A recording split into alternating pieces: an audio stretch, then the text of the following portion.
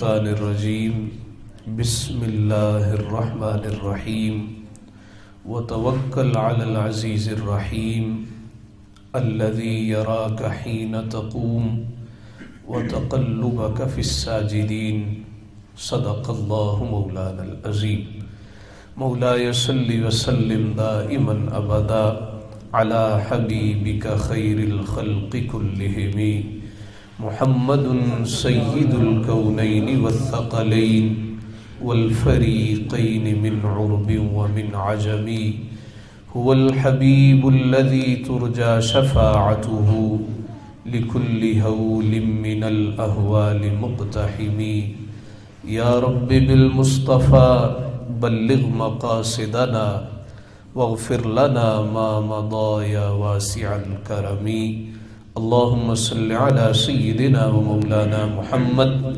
وعلى آل سيدنا ومولانا محمد وبارك وسلم عليه صلاة وسلاما عليك يا سيدي يا رسول الله وعلى آلك وأصحابك يا سيدي يا خاتم النبيين. حاضرین محترم، حضور علیہ السلام کے والدین کریمین کا ماہانہ ختم پاک ہے.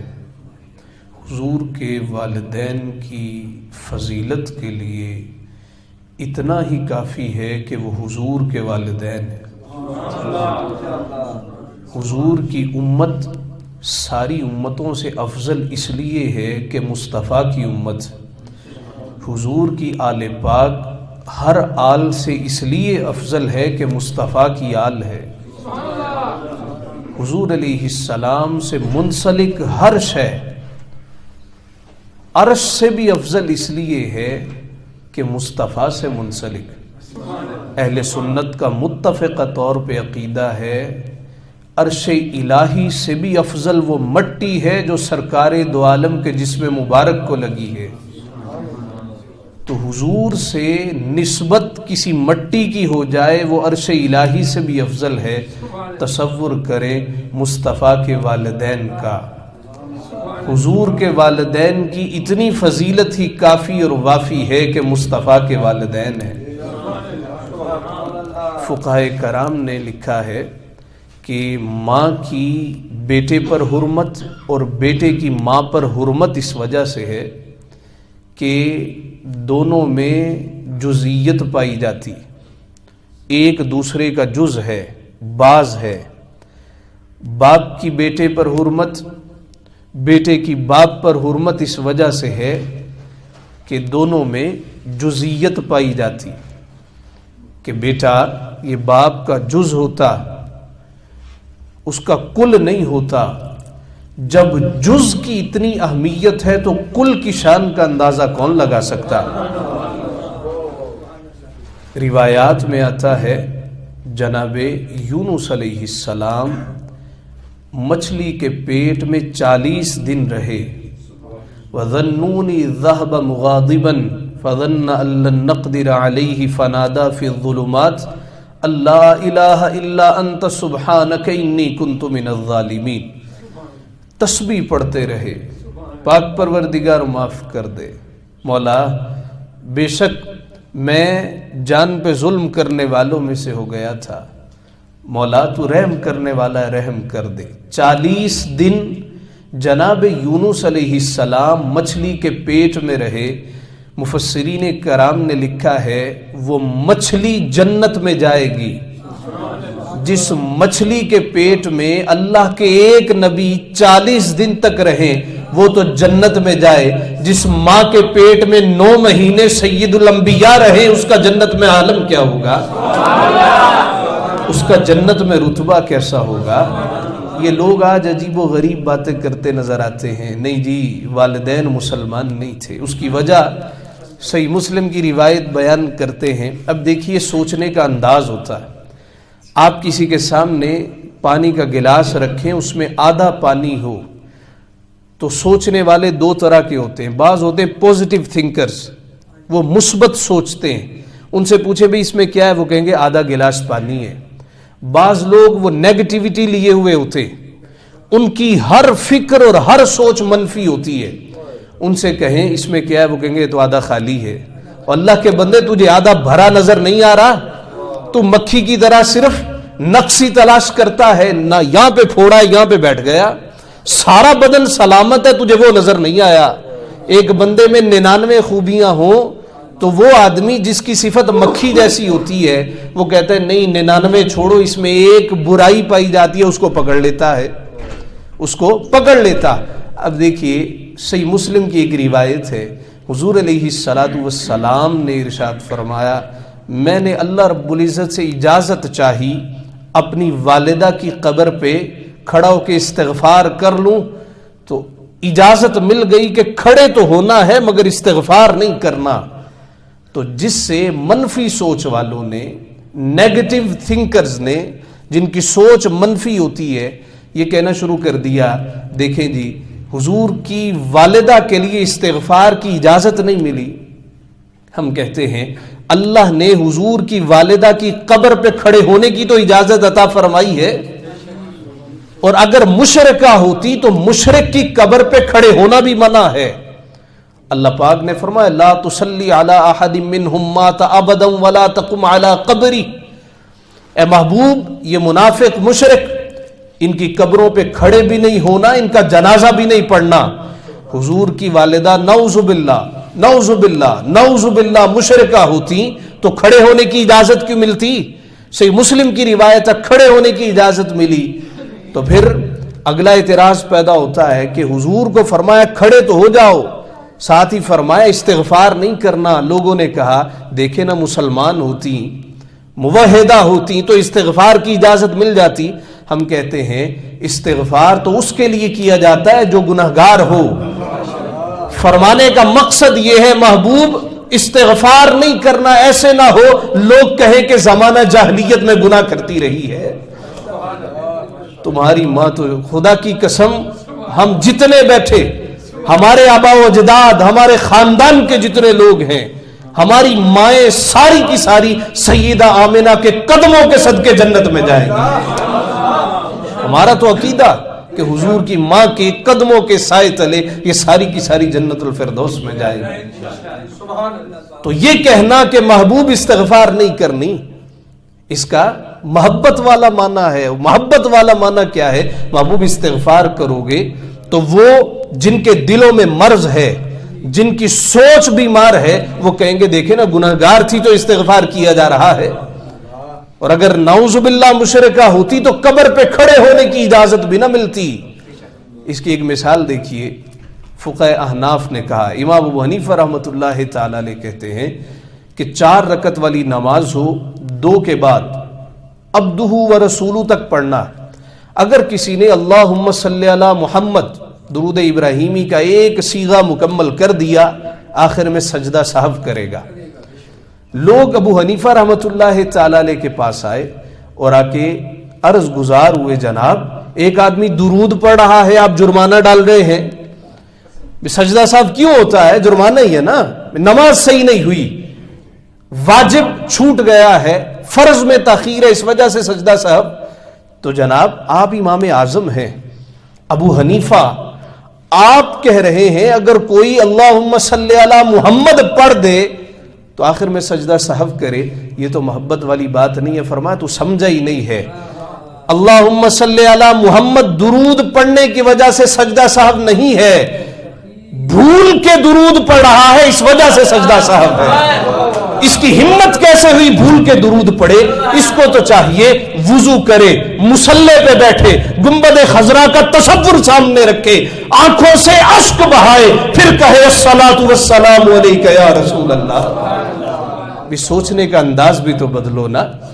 یہ کہنا کہ حضور کے والدین کے لیے استغفار کی اجازت نہیں دی، قبر پہ کھڑے ہونے کی اجازت تو دے ہی دی ہے.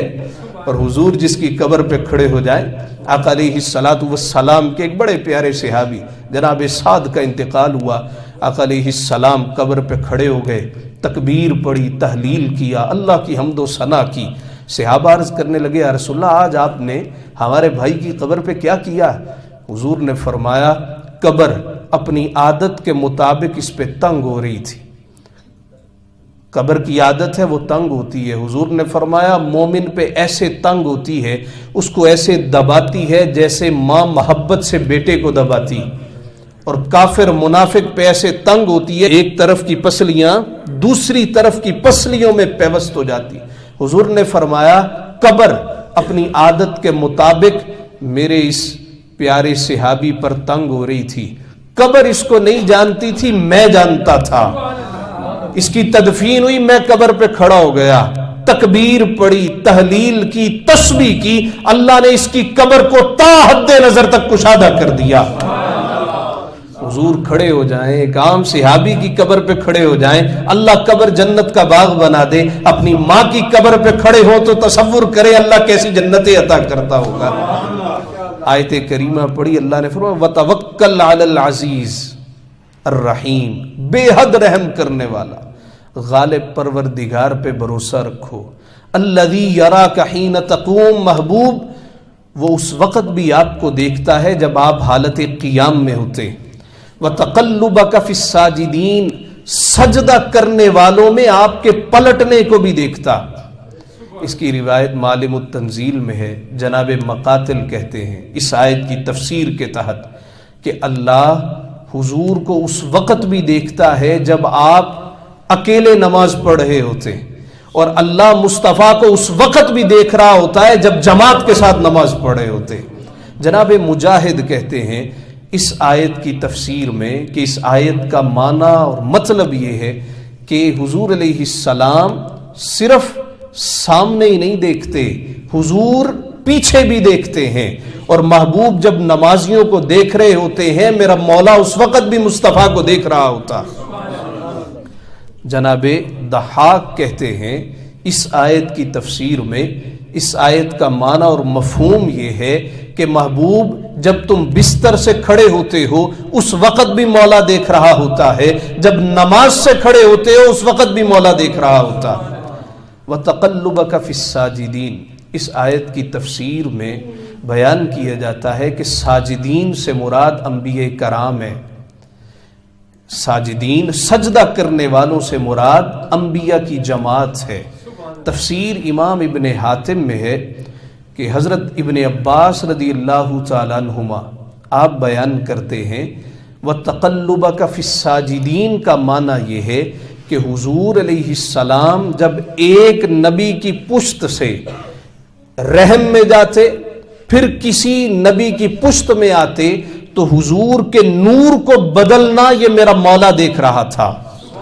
اس کا معنی یہ نہیں ہے، اس کا معنی ہرگز یہ نہیں ہے کہ حضور علیہ السلام کے آباء و اجداد میں سارے انبیاء تھے. اس کا معنی یہ ہے کہ حضور کے آباء و اجداد میں انبیاء بھی تھے، انبیاء بھی حضور کے آباء و اجداد میں تھے. البدایہ والنہایہ جلد 2 صفحہ 21 پر حضرت ابن عباس رضی اللہ تعالیٰ عنہ بیان کرتے ہیں کہ میں نے رسول اکرم صلی اللہ علیہ وآلہ وسلم سے دریافت کیا، یا رسول اللہ صلی اللہ علیہ وسلم جب آدم جنت میں تھے تو آپ کہاں تھے؟ آقا علیہ السلام مسکرا پڑے، اتنا مسکرائے کہ آپ کے دندان مبارک ظاہر ہو گئے. آپ نے فرمایا جب آدم جنت میں تھے میں اس وقت آدم کی پشت میں تھا. آپ نے فرمایا جب جناب نوح کشتی میں سوار تھے اس وقت میں نوح کی پشت میں تھا. آپ نے فرمایا جب میرے جد امجد جناب ابراہیم کو آگ میں پھینکا جا رہا تھا میں اپنے والد ابراہیم کی پشت میں تھا. آپ نے فرمایا میرے آباء و اجداد میں کبھی کسی نے بدکاری نہیں کی. حضور علیہ السلام نے فرمایا میرے آباء و اجداد گمراہی پہ جمع نہ ہوئے. البدایہ والنہایہ میں ہے. حضور نے فرمایا میری ایک صفت مہدی ہے. حضور علیہ السلام نے فرمایا اللہ رب العزت نے مجھ سے میثاق لیا، اسلام کا عہد لیا. پھر حضور نے فرمایا اللہ نے میرا ذکر تورات میں بھی بکھیرا، اللہ نے میرا ذکر انجیل میں بھی کیا. پھر فرماتے ہیں جتنے انبیاء آئے سارے میری تعریفیں کرتے رہے. پھر حضور علیہ السلام نے فرمایا یہ زمین میرے نور سے روشن کی گئی، یہ آسمان سے بادل میری وجہ سے برستے ہیں، میری وجہ سے یہ آسمان روشن ہے. اللہ تعالیٰ نے اپنے ناموں میں سے مجھے نام عطا کیا ہے عرش پہ اس نے اپنا نام محمود رکھا ہے، زمین پہ اس نے میرا نام محمد رکھ دیا۔ حضور علیہ السلام کے والدین کی صفات ہیں۔ فرمایا میرے والدین، میرے آبا و اجداد کبھی بدکاری پہ جمع نہیں ہوئے۔ سیرت النبی جناب شبلی کی آپ لکھتے ہیں کہ جب آقا علیہ السلام کی ولادت کا وقت قریب آیا تو سیدہ آمنہ حضور کی والدہ کی کچھ سہیلیاں آ گئیں اور لوہے کے کڑے لے آئیں۔ تو ضعیف الاعتقادی ہوتی تھی، بچہ پیدا ہونا ہے تو کڑے لے آتی تھی، یہ لات کا کڑا ہے، یہ فلاں بت عزا کا کڑا ہے، یہ منات کا کڑا ہے۔ تو حاملہ عورت کو ڈال دیا جاتا، یہ نیت کی جاتی کہ اس بت کے صدقے جو بچہ پیدا ہو نا صحیح سالم پیدا ہو، اس کو کوئی بیماری نہ ہو۔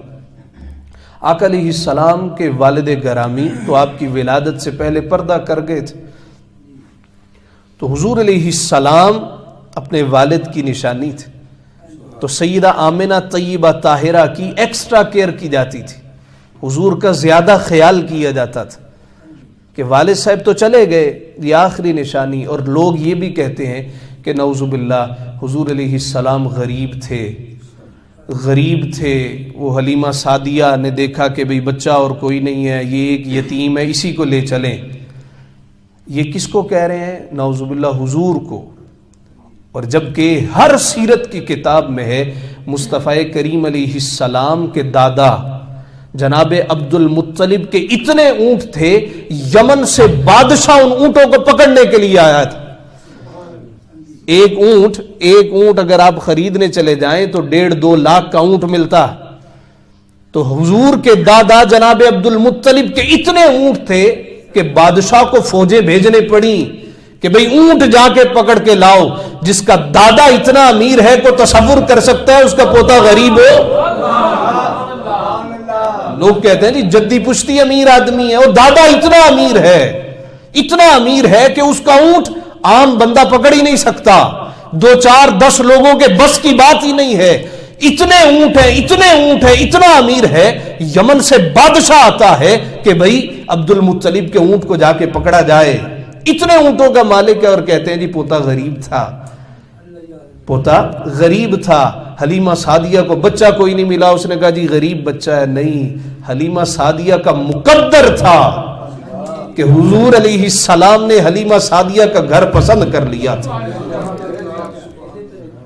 یہ کہنا کہ مصطفیٰ غریب تھے، آقا علیہ السلام نے فرمایا اگر میں چاہوں یہ پہاڑ میرے ساتھ سونا بن کے چلیں، مگر ہم نے آخرت کو پسند کیا۔ یا آقا علیہ السلام الفقر فخری، فقر میرا فخر ہے، اس کا مظہر ہوا کرتے تھے۔ وَتَقَلُّبَكَ فِي السَّاجِدِينَ، اس آیت سے استدلال کرتے ہوئے فرمایا گیا کہ آپ صلی اللہ علیہ وسلم کے آبا و اجداد میں، آپ کے والدین میں کبھی کوئی کافر نہیں ہوا۔ حضور کے والدین سارے کے سارے مومن تھے۔ خیر سیدہ آمنہ کے پاس بھی کچھ عورتیں آ گئی، کڑا لے آئیں، کہنے لگیں کہ آمنہ یہ کڑا پہن لو۔ اب وہ کڑا نہ پہنتی تھی، انہوں نے زبردستی پہنا دیا۔ جناب شبلی لکھتے ہیں سیرت النبی میں، جو ہی کڑا پہنا پہلے دن ہی ٹوٹ گیا۔ کوئی اور لے آئی، دوسرے دن پہنا، لوہے کا کڑا وہ بھی ٹوٹ گیا۔ تیسرے دن پھر کوئی کڑا لے آئی، ایکسٹرا حفاظت تھی، ایکسٹرا کیئر کی جا رہی تھی۔ تیسرے دن کڑا پہنا، وہ بھی ٹوٹ گیا۔ سیدہ آمنہ جناب صفیہ سے کہتی مجھے سمجھ نہیں آ رہی، لوہے کا کڑا ہے، یہ تو توڑے نہ ٹوٹے، میرے جو ہی ہاتھ میں آتا ہے یہ ٹوٹ جاتا ہے۔ میں پسند نہیں کرتی لیکن یہ عورتیں لے آتی ہیں، یہ ٹوٹتا کیوں ہے؟ تو کسی کہنے والے نے کہا جو تیرے پیٹ میں بچہ ہے یہ تو شرک کا کلا کما کرنے آیا ہے، تیرے پیٹ میں ہو تو تیرے ہاتھ میں بتوں کا نام کیسے آ سکتا ہے؟ پیٹ میں تھے اس وقت بھی شرک کا کلا کما کیا میرے محبوب نے۔ حضور علیہ السلام کی صفات، آقا علیہ السلام کی عظمت اور آپ کے والدین کی عظمت کا اندازہ کوئی بھی نہیں لگا سکتا۔ اللہ تعالیٰ نے حضور کے والد کی قسم کھائی، لا اقسم بهذا البلد، محبوب مجھے اس شہر مکہ کی قسم ہے، وانت حل بهذا البلد، اس لیے کہ تو اس کی گلیوں میں چلتا ہے۔ ووالد وما ولد، قسم ہے والد کی، قسم ہے بیٹے کی۔ محبوب تیری بھی قسم ہے، تیرے ابا جی کی بھی قسم ہے۔ حضور علیہ السلام کی والدہ، حضور کے والد، ان کو یاد کرنا چاہیے۔ جب بھی کوئی مسئلہ ہو، 2 رکعت صلاۃ الحاجت پڑھیں، کوئی بھی چیز ہو، ایصال ثواب حضور کے والدین کو کر دیا کریں، آپ دیکھیں گے اللہ اسی وقت مسئلہ حل فرما دے گا۔ اللہ سے دعا ہے اللہ تعالی ہم سب کی حاضری قبول فرمائے۔